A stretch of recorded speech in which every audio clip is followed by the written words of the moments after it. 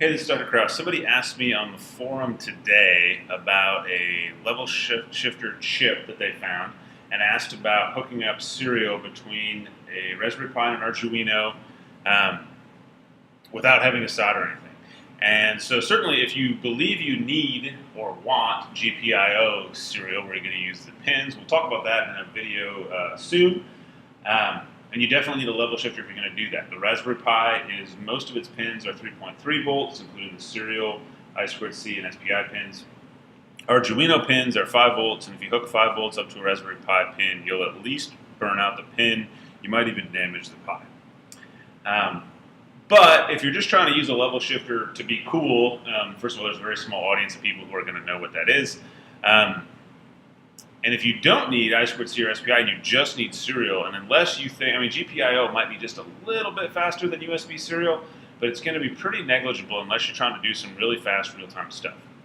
So the absolute easiest way to do serial between an Arduino and Raspberry Pi is to just grab a garden variety A, B. I think this is the B, it's kind of like the one that typically goes in a printer, and this is your typical laptop USB, and this is some Arduino knockoff I bought off of Amazon. I bought a couple of these for this class just to see if they were any good. We'll talk about that in a later one. I think this one seems to be working pretty well, but I've not done very much with it, so I'm not officially endorsing it yet. Oops. And as long as I don't block the shadow, you can't read the name of it. So if you just take the printer B side that kind of looks like a home plate, sort of, but not quite, and plug that into it's the only thing that fits in the Arduino. And then take the garden variety laptop rectangular side and slap that into the, sorry, my cat is trying to join us. Actually, it's my wife's cat, take that back. Actually, let me unplug that for just a second. Let's check this. So if I go over to my Raspberry Pi and I CD into /dev and I do an ls star tty star, one of the things you'll see is that we've got TTY AMA, but not ACM, whatever's in my code on GitHub, which I'll post a link to. So that's not present until after I plug in the USB cable. And then additionally, although it's hard to see because of the glary lighting here, if I cover some part of the glare up, you can sort of see that this, the on LED, which is right here, is off right now. And then I plug in my USB cable. I hold my hand just right. There you go. You can see the LED of the. I'm trying to show you the LED without showing you the name brand of the board. Not that you care. If you go to Amazon and search for Arduino Uno, this is one of the best-selling knockoffs.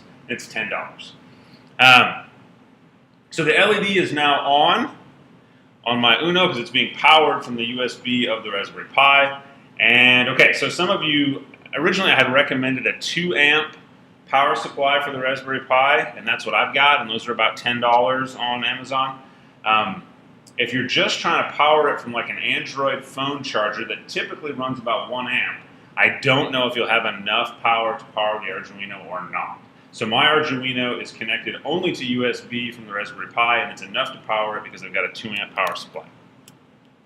Then if I come back over to my VNC and I ls in that same directory, you can now see that I've got a TTY ACM0. And if you go on GitHub and get my code, I can run the USB Echo serial starting point thing, and I'm getting a response from my Arduino knockoff, which has a name brand of IEIK, so now I'm giving away too much there. And it's working. It's working relatively well. Yeah, the last thing I want to show really quickly in this video is when I run it. As I mentioned, and I'm going to try to turn off the lights really fast. But what I want you to see, and I don't know if I have a way to do this where you can see everything at once, is that as I run this code, the Arduino is going to reboot itself. And you'll see some flashing LEDs, although this one reboots pretty quickly. So the thing to watch is kind of in this L here, and I think the TX. Those are lights that go on and off when you're. Yeah, let me do that just a little darker. So like I said, this particular one is super fast. And it's, I don't know why, but it seems to be really, really fast, and it's echoing. So when it gets that new serial connection, this one flashes, and then the other two flash when it's doing the actual transmission. I've got a different brand that seems to behave in terms of its boot up time and transmission time more similar to an Arduino Uno, and not quite as fast. And you can see the amount of time that it takes this thing to run. The light flashes a few times and then it does its thing. So I don't know. Is that noticeably slower than this guy?